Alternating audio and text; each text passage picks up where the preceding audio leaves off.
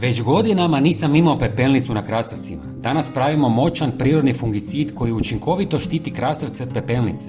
Što ga ranije primijenite, to su veće šanse da sačuvate cijeli urod. Zdrave biljke bez bolesti i štetnika temelj su bogate i uspješne berbe. U 300 ml tople vode dodajte 1 žlicu češnjaka u prahu. Možete koristiti i svježi češnjak, ali u prahu je jednostavnije. Češnjak sadrži alicin koji ima snažno fungicidno djelovanje i prirodno štiti biljke od gljivica. Za još jači učinak dodajte 100 ml mlijeka. Mlijeko sadrži korisne bakterije i proteine koji jačaju biljku i sprječavaju bolesti.